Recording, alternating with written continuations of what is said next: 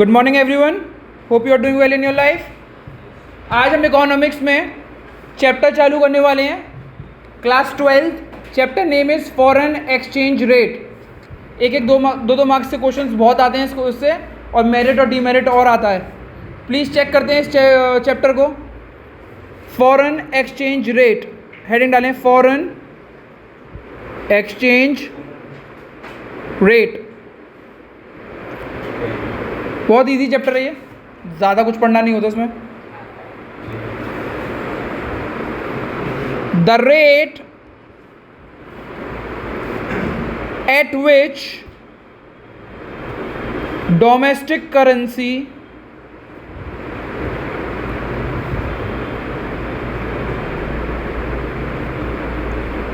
is exchanged for the foreign currency is known as foreign exchange rate.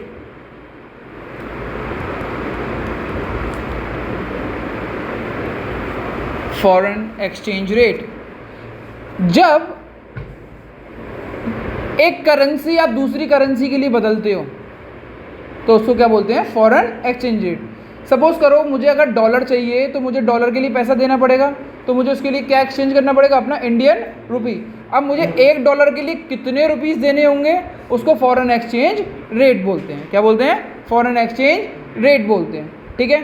For an example hypothetical example है कि on 1 अप्रैल 2022 $1 को अगर खरीदना है तो आपको कितने रुपए देने पड़ेंगे? 72 रुपीज़। मैं हाइपोथेटिकल एग्जाम्पल दे रहा हूँ, इससे ज़्यादा भी हो सकते हैं, इससे कम भी हो सकते हैं। यानी $1 को खरीदने के लिए आपको कितने रुपए देने होंगे? और मैं उल्टा बोलूँ तो 1 अप्रैल 2022 ₹1 को बदलने के लिए मुझे कितने डॉलर देने होंगे? 1/72 $। अब इसको सॉल्व करके देख लो, पॉइंट्स में आंसर आएगा। ठीक है ना, समझ में आ गया? तो इसको एक्सचेंज रेट बोलते हैं। ठीक है, आगे चलते हैं हम। लिखना चालू करो, types of exchange rate. Types of exchange rate नहीं, इससे पहले को चालू करते हैं। Depreciation and appreciation of currency. Heading डालें depreciation and appreciation of currency.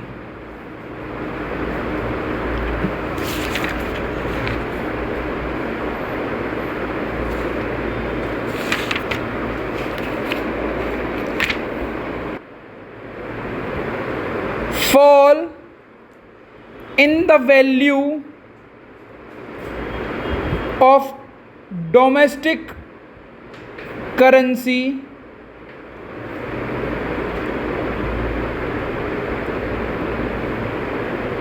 in terms of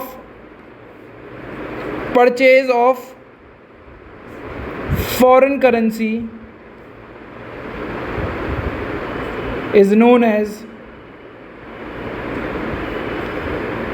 depreciation of currency. भैया नहीं समझ में आया लैंग्वेज से, मैंने कहा चलो कोई बात नहीं, एक एग्जाम्पल लेते हैं और फिर समझते हैं। 1 अप्रैल को 2022 $1 को खरीदने के लिए मुझे कितने रुपए खर्च करने पड़ रहे थे? और अब 2 अप्रैल को 2022 को $1 को खरीदने के लिए मुझे कितने रुपए खर्च करने पड़ रहे हैं? 75। अब ज़्यादा खरीदना पड़ रहा है, मतलब ज़्यादा पैसे देने पड़ रहे हैं या कम पैसे देने पड़ रहे हैं? ज़्यादा पैसे कब देंगे? जब हम कमज़ोर हो जाएंगे। ठीक है ना। इसका मतलब ये मत सोचना कि भैया डेप्रीसिएशन का तो मतलब था कि ये 72 है तो ये 70 हो जाना चाहिए था। 70 होने का मतलब होता कि हम स्ट्रांग हो गए, हमें कम पैसा देना पड़ रहा है। बट यहाँ पे भी कितना है? पहले वही, अगर सपोज करो एक एग्जाम्पल लेते हैं, डॉलर को जगह पे आप यहाँ पे 1 किलो सेब मान लो। आज 1 किलो सेब 1 अप्रैल 2022 को 1 किलो सेब कितने रुपए के खरीद रहे थे? अब 72।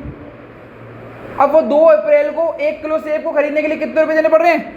75। अच्छी बात है बुरी बात है? तो बुरी बात है तो क्या होगा? वो डेप्रीसिएशन। समझ में आ गया? क्या होगा? डेप्रीसिएशन। लिखें,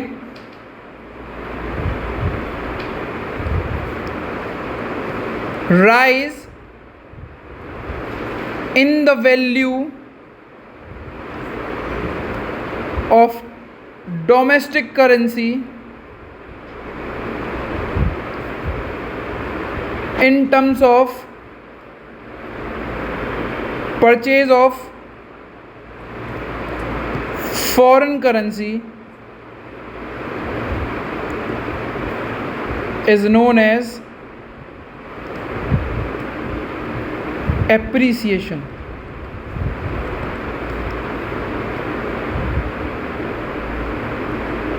Appreciation of currency. Appreciation of currency. For example, 1 अप्रैल 2022 को $1 को खरीदने के लिए मुझे कितने रुपए खर्च करने पड़ रहे थे? 72। 2 अप्रैल 2022 अगले दिन ही $1 को खरीदने के लिए आपको अब कितने रुपए चाहिए? 70, यानी कम पैसे चाहिए। आप स्ट्रांग हो गए। स्ट्रांग हो गए तो अच्छी बात है, अच्छी बात है तो एप्रीसिएशन है। जस्ट उल्टा सोच के चलना है। डेप्रीसिएशन का मतलब ये नहीं $1 72 तो $1 70 का हो गया। जस्ट उसका उल्टा कर दो। $1 का 72 है तो $1 अब महंगाई करो 72 से, ठीक है ना? इसको बोलते हैं appreciation and depreciation of currency. ये बहुत ज़्यादा इंपॉर्टेंट होती है ट्रेड करने के लिए। आदमी को दोनों में ही फ़ायदा होता है, दोनों में ही नुकसान होता है। कब फ़ायदा कब नुकसान होता है इसको अब हम लिखेंगे। अब हम डालेंगे इफेक्ट ऑफ डेप्रीसिएशन। डेप्रीसिएशन की वजह से इकोनॉमी में क्या इफेक्ट आएंगे। एक बार डेप्रीसिएशन के इफेक्ट पढ़ लिए तो जस्ट इसके उल्टे एप्रीसिएशन के करने होंगे। पहली चीज़ होती है decrease in imports. Decrease in imports. अब एक एग्जाम्पल लेके चलते हैं, मैं इसको रब कर दूंगा, प्लीज समझते हैं। This is you in India, ठीक है? This is a foreigner in USA. What is import? सामान मंगवाना या सामान भेजना।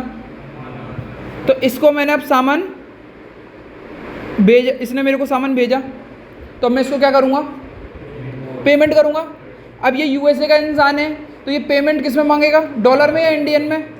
डॉलर में मांगेगा। तो अब मेरे को उसको डॉलर करने के लिए मुझे अपने पैसे को डॉलर में एक्सचेंज करना होगा। मैं आरबीआई के पास गया, आरबीआई से मैंने एक्सचेंज करा कि भाई आरबीआई मुझे $1 दे दो, कि भाई आज $1 72 रुपीज़ का है। कितने रुपए का है? 72 रुपीज़ का है।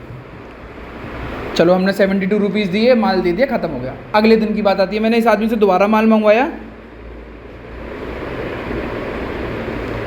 अब मैं बोलूँगा भाई $1 दे दो, तो वो बोलेगा आरबीआई कि चलो मैं $1 देता हूँ, पर आज $1 के रेट 72 नहीं है, आज $1 के रेट कितने हैं? 75। डेप्रीसिएशन में महंगा हो जाता है। तो अब मैं खरीदूंगा या नहीं खरीदूंगा? मैं खरीदूंगा यार। पहले वही सामान मुझे 72 का पड़ रहा था, वही सामान मुझे कितने का पड़ रहा है? 75 का। तो यार आज इंपोर्ट नहीं करता, बाद में करूँगा। तो अब इंपोर्ट में कम करूँगा ना फिर। जैसे इसका उल्टा क्या हो जाएगा? Increase in export. भैया इसके बारे में भी समझा दो। मैंने कहा क्यों नहीं समझा सकते, आप यहाँ पे खड़े हैं। ये यूएसए है, ये इंडिया है। अब आपने सामान भेजा इसको, हाँ या ना? आपने सामान भेजा, अब ये आपको पेमेंट करेगा। तो ये पेमेंट किस में करेगा? अब आपको इंडियन रुपीज़ में करेगा। तो इसको अपना डॉलर एक्सचेंज करना पड़ेगा। इसने $1 को एक्सचेंज करा कितने रुपए में? 72 रुपीज़। यूएसए वाले इंसान के हाथ में आए 72 रुपीज़, उसने इंडियन आदमी को दे दिए। इंडियन आदमी को कितने मिल गए? 72। अब अगली बार इसने दोबारा से क्या कहते हैं सामान भेजा। यूएसए वाला कहता बहुत बढ़िया, माल आ गया, पेमेंट करता हूँ। मैं दोबारा वो यूएस अपनी फॉरेन एक्सचेंज में गया हुआ, लो भैया $1 लो और मुझे पैसे दे दो। तो $1 के वो उसको कितने रुपए दे देगा? आज के $1 के रुपए कितने चल रहे हैं? 75 रुपये। अब यूएसए वाले इंडिया को कितने रुपए देगा? 75। तो अब इंडियन पे पहले कितने रुपए आ रहे थे, अब कितने आ रहे हैं? तो ये इंडिया वाले के लिए अच्छी बात है बुरी बात है? तो वो क्या करेगा? और बेचेगा। समझ में आया? तो भैया दोनों ही कंडीशन में किसी ना किसी का फायदा होगा, यही नहीं अच्छा कि इंडिया मजबूत हो रहा है या कम हो रहा है, दोनों ही कंडीशन में इंडिया का फायदा होगा, दोनों ही कंडीशन में इंडिया का नुकसान कहीं ना कहीं होगा। तो decrease in import, increase in export, ठीक है, इतना ही था। अब दूसरे में लिखते हैं इफेक्ट ऑफ एप्रिसिएशन। क्या होगा इफेक्ट ऑफ एप्रिसिएशन, क्या होंगे, जैसे इसके उल्टा कर दें, लिखना चालू करें। इफेक्ट में increase in import, decrease in export.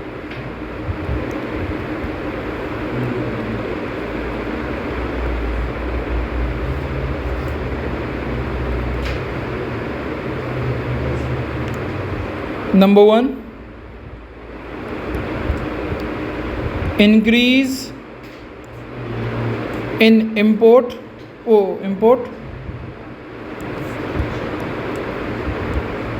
Decrease in export, बस खत्म। ये आ जाता है बेटा, ये क्वेश्चंस आ जाते हैं मोस्टली, ठीक है ना, कि भाई व्हाट इज डेप्रिसिएशन, इफेक्ट बताओ, 3 मार्क्स से 2 मार्क्स का क्वेश्चन आया था, इतने लिखने में कोई दिक्कत नहीं है, ठीक है। अब हेडिंग डालते हैं, यहां से पेपर में बड़ा क्वेश्चन आता है 3 या 4 मार्क्स का। Types of foreign exchange rate system, types of foreign exchange rate system, types of foreign exchange rate system. बेटा इसको चालू करने से पहले अभी आपके प्रोस्पेक्ट से केवल इतना जान लो कि एक्सचेंज रेट जो ऊपर नीचे होते हैं वो आपके पास कितना डॉलर या कितनी करेंसी रहेगी उसके ऊपर डिपेंड करते हैं। आपके पास मतलब आरबीआई के पास डॉलर कितना रखा हुआ है, अगर ज़्यादा डॉलर रखा हुआ है तो क्या कहते हैं एकदम क्या कहते हैं फॉरेन एक्सचेंज रेट घट जाएंगे, और कम रखा हुआ है तो बढ़ जाएंगे। बस इतना थोड़ा सा ध्यान रखिएगा। अब उसके ऊपर हम क्वेश्चन चालू करते हैं। Types of foreign exchange rate, पहला पॉइंट लिखें, fixed exchange rate system.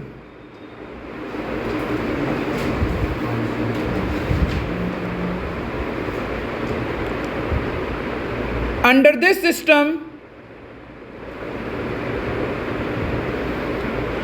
this system, government plays a vital role. Government plays a vital role in fixing the exchange rate. The rate are fixed and there is no speculation. Speculation का मतलब है कोई उतार चढ़ाव नहीं होता। अगर $1 अगर आज 72 का है तो कल भी 72 का है, परसों भी 72 का और 72 का ही रहेगा, उसको चेंज नहीं करेंगे। There are no speculation and rates are not decided by free market flow. समझते हैं बेटा?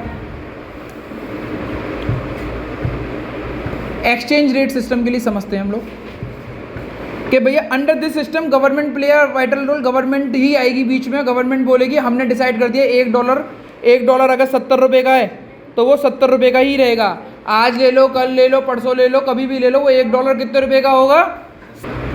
गवर्नमेंट ने डिसाइड कर दिया $1 70 रुपये का है तो वो 70 रुपये का रहेगा।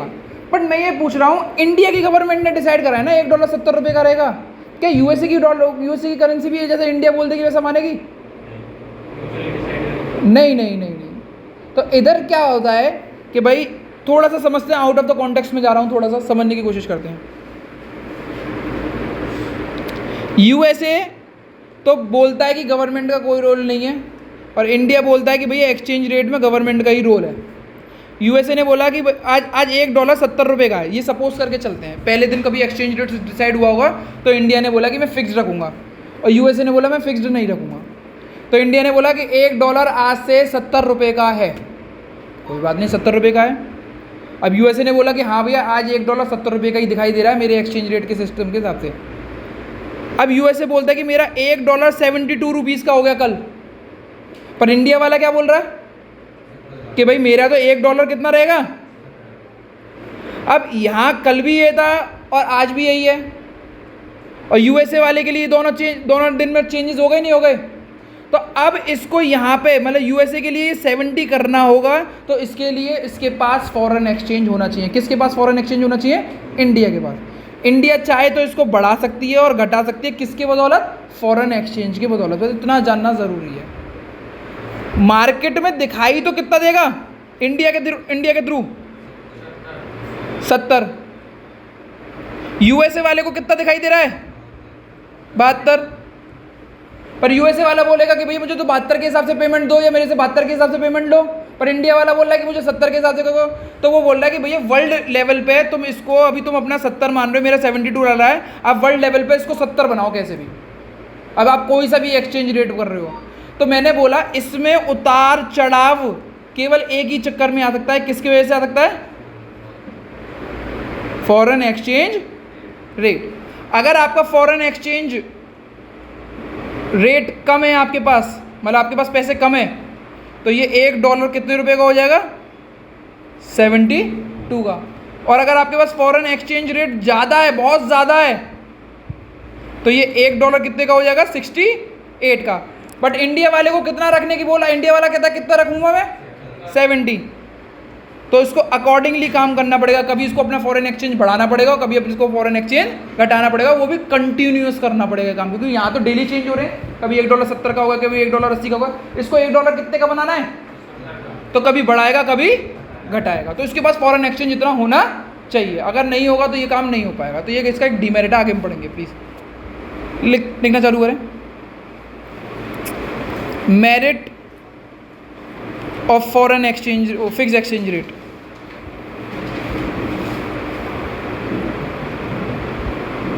Merit of fixed exchange rate.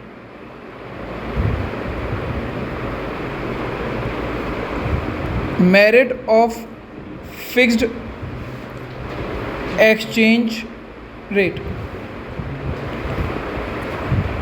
Number 1, stability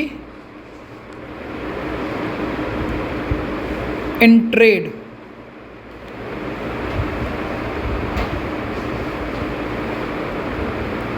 stability in trade.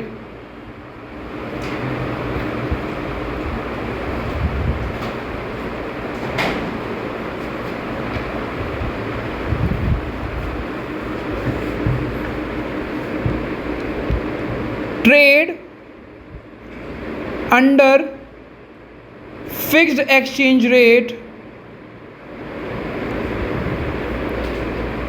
are promoted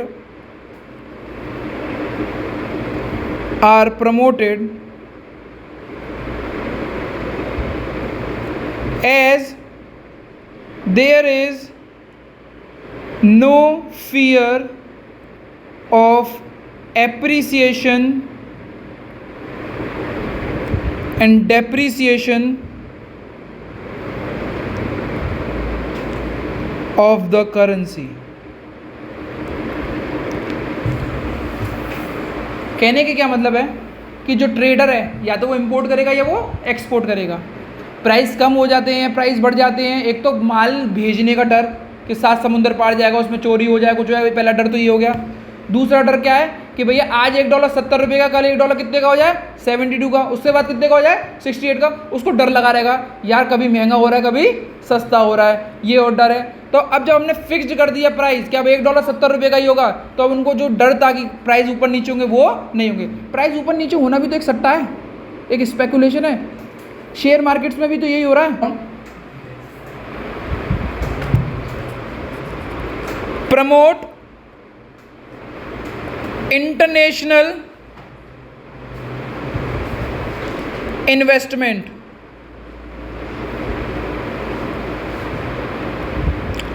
purchase and sale of financial asset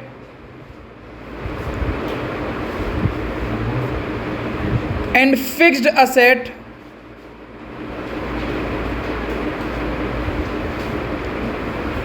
are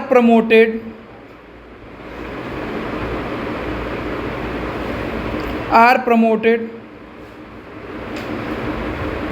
because of fixed exchange rate. The investors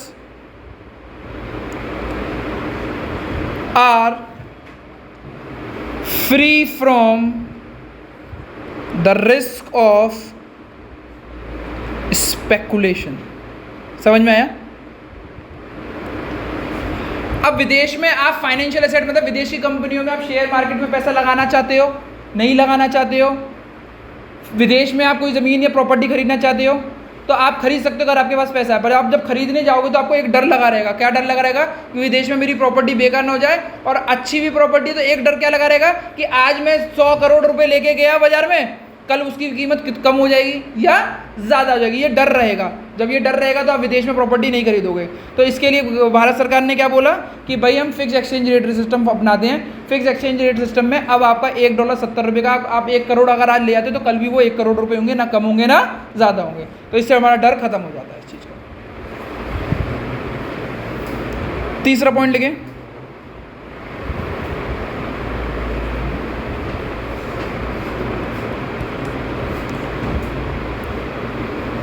speculative activities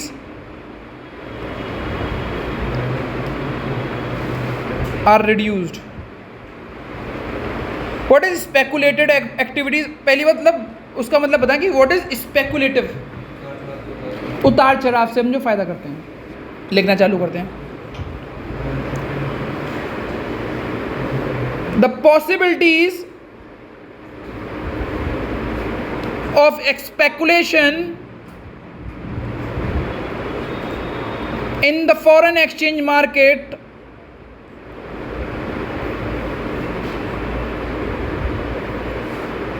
reduces to zero because of the fixed exchange rate.